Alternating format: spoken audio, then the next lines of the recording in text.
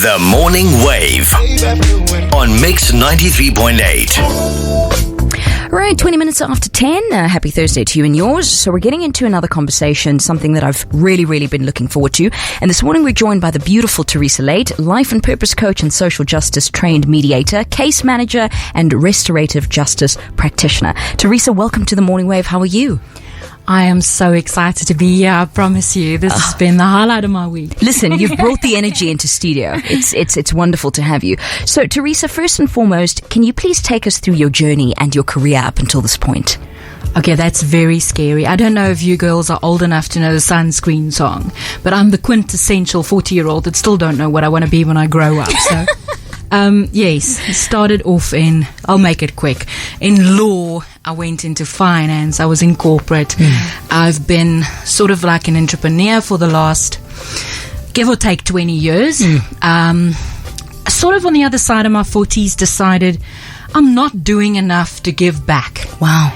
I think that was the big motivator. My father's always been one of those people that did a lot for the community, did a lot for everybody around him. And I stopped and thought to myself, so what are you doing? And I think also in South Africa, what motivated me a lot is that I am really tired of complaining. I actually want to be part of the solution. And my journey started with coaching, but I was a really terrible life coach. I see you've got a background there as well, because I just cannot shut up and let someone else get to their own journey. It's just not me, you know.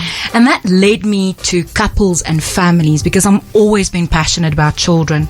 And that led me firstly to social justice and family mediation. Beautiful. So my passion truly is at this stage families and children, because I personally think that that's where we need to start fixing it. You know, Theresa, what's interesting about what you're saying is that there are so many facets to who you are. You know, we're talking about being a selfless servant. We're talking about also using your legal background. We're talking about bringing people together. And connection is just so important. I'd love for us to get into this concept of mediation. What is it and how effective is it for families?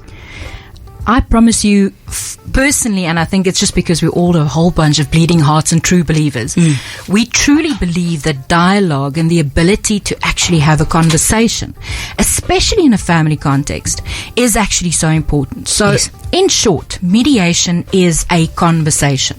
It is an informal process, but it is of late very regulated by legislation as well. So 9th of March 2020, the High Court Rules Code of Conduct, Rule 41A, was promulgated, which basically forces everyone, before they can go to court, they need to consider mediation. So, and of late, the magistrates' rules have also been adapted. But in short, what does it mean for a family out there? You get divorced, you have an issue with your baby daddy, with your baby mama. You are still going to have to walk a path with that person for the next 12 years, 13 years, 18 years, 10 years, if not longer, because we all know parenting doesn't end when you're 18. So why not start that with an agreement, with a roadmap, with a business plan? Isn't a kid or raising a child basically raising a business? So have a business plan. What do we do when these sort of eventualities happen? How do we communicate? What is the rules of our new relationship? And that's exactly where the app was born, because communication between parents that have split up, even though they have children together, is always very strained. So it's difficult. And this app was born from, I must say, we stand on the shoulders of giants, because a lot of mediators were involved in developing this.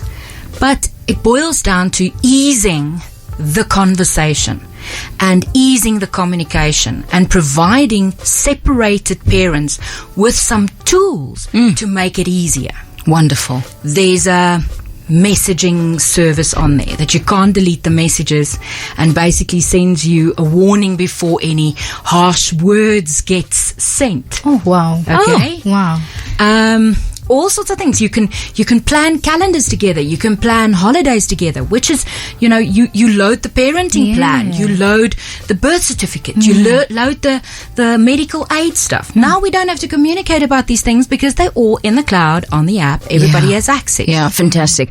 And I would imagine, Odie, before I get to you, that, when it comes to co-parenting, and I'm also talking from experience, my tone isn't that great. I can be very, abrupt. I can be quite aggressive. I can be quite controlling, quite forceful. And I think what this teaches us to do is to follow a particular route, is to do things accordingly. There is a method to the madness here. There is a way in which we can communicate without really communicating, which I think is quite effective and highly needed. It is very, very needed because the other thing is also you've touched on a point that when you are co-parents, there is very little help for you as well to fix that communication. So this is possibly not a very tasteful joke on my side, but I always say, bring it. Right. I always say, if you were that great at communication, you would not be divorced. Right? True.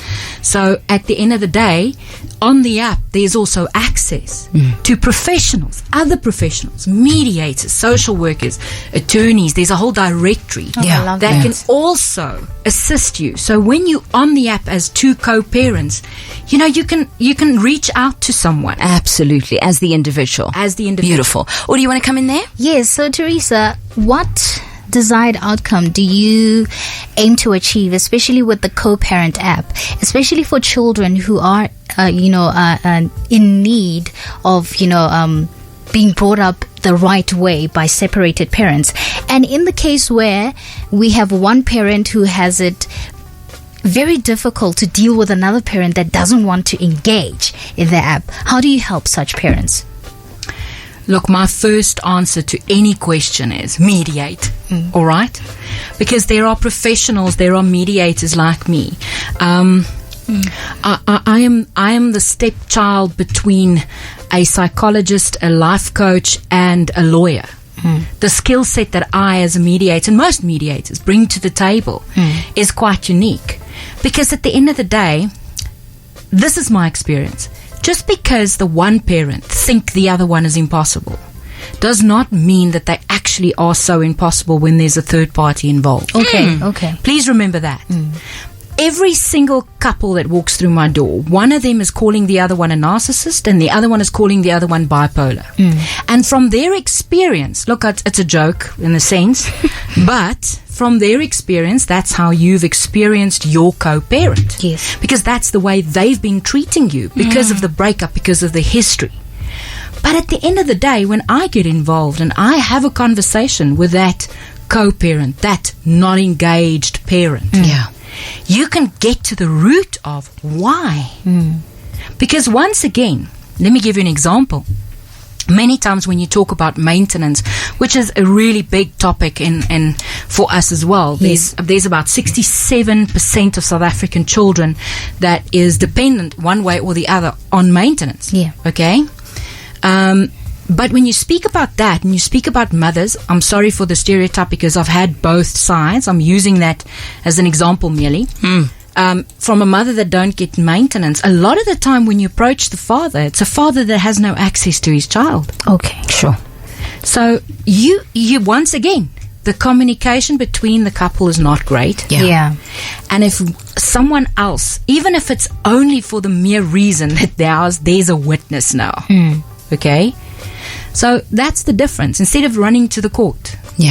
We run pro bono projects at some of the courts as well for mediation, especially in the children's court. And I promise you, that is the case. People just want to be heard. And I think it's so important, to highlight the importance of being open-minded. I always tell people, even, clients that I have, that the goal should never change. It's the plan that changes. So sometimes, we try and communicate with each other. We ask for help. We reach out to friends and family, etc.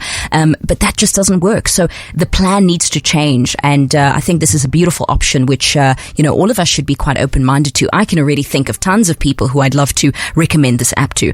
So Theresa is joining us in studio here. We're talking about the Co-Parent app. We'll continue the conversation as well. If you have any questions or comments, send it through via the WhatsApp line 084-822-0938. I think, Audie, let's go into headlines and then we'll play some music, all right? Cool. So we're going to wrap up the conversation with Theresa. We're talking about this Co-Parent app, and I believe that it is coming to Apple very soon, but in the meantime, you can visit the website coparent.co.za. Theresa, quickly, I just want to get into the subscription because, it is something that we have to pay for. Absolutely. We're looking at 60 Rand per parent per annum per year. What? So $60 for 12 months. Yes. Wow. And then you have access to all of the resources, all of the tools, all of the additional support as well. I mean, the website is fantastic. coparent.co.za. Working together on childcare arrangements post-separation can be tricky if, as parents, you do not communicate well. Yeah. And we've spoken about the topic of mediation. We've spoken about your role that you play as well. And this is so important, and for somebody who has really struggled with communication for a very long time, this is an additional resource that I'd love to incorporate into my life, and to also, share this with my son's father as well, and to say our communication might be great now, but it could be so much better as well. Theresa, off air, we were just talking about possibly working together in the future, and what I've shared with our listeners as well is I serve on the board for an NPC that helps gender-based violence victims, and we help both men and women. And there's also the legal aspect. Yes, we don't represent members, but we do offer that legal support as well. And I think that it's so important for us as volunteers, as an organization, to introduce the idea of mediation from the get-go. To say that, yes, sometimes, it's all about retribution and calling names and being nasty, etc. But there is a way, just by incorporating an additional person into that conversation. Yes. You must also remember, when it comes to gender-based violence, there is also a form of mediation called restorative justice. Yes. That was on my CV when we started. Restorative justice in a family context is an amazing concept because it means post-violence, post-crime. Post-trauma. How do we sort of debrief? How do we go on? Because remember, in a family context, it's different. You still co-parents. There's still a mother and a father. There's a brother and a sister. There's a family relation. Sure. That needs to continue post-event. So post-trauma. And restorative justice, we can spend the whole day talking about that, so I'm not going to go into that. Let's focus on the app today. But mediation is not a one-trick pony. There are so many facets to it. There are different forms of mediation. There's collaborative mediation, there's facilitative mediation, and all sorts of different versions of that in between. So we were joking beforehand that Abraham Lincoln said a good settlement's always better than a good lawsuit. Yes, ma'am. So for me personally, that embodies everything that I stand for. Wonderful. Theresa, I mean, it's really been an absolute pleasure having you in studio today, and I'd love for us to not only continue the conversation, but perhaps to incorporate something onto the show as well. If we do something weekly where we have a conversation and it's tips and tools and things like that. I mean, as a listener, even if you don't resonate with what we're talking about today, you may know of someone in your family, in the workspace, even a neighbor of yours, somebody in the community. So, Theresa, if anybody wants to get hold of you or even download the app, how can they do so? Well, they can contact us at two telephone numbers. They can call the social justice number, which is 064 800 3975, or here in Gauteng, they can contact our offices directly, which is 083 305 3389. Because part of the project, the backing behind this, is also the Social Justice Association of Mediators. Yes. And we have got mediators countrywide. For days. For days. Mediators for days. Mediators for days. Yeah. I don't want to say it's like being on Tinder, and looking for like the perfect partner, Please don't say that. But I'm sure you could, look for the mediator that works for you. Impartial third party, please. Impartial third party. Theresa, thank you so much for your service and, for being a selfless servant. This is how we come together for the greater good of, our friends and family and even ourselves as human beings as well. So we'll chat to you soon. Of course, that website again, coparenting.co.za, only 60 Rand per parent per annum. And I've already got one or two messages on the WhatsApp line saying, oh, I think I need that co-parenting app. Yeah. And it's good to be open-minded to these things as well. All right, Theresa, we'll chat soon and sending you lots of love. Thank you. Thank you for the opportunity to be here. Have Wonderful. a nice day. The Morning Wave on Mix 93.8.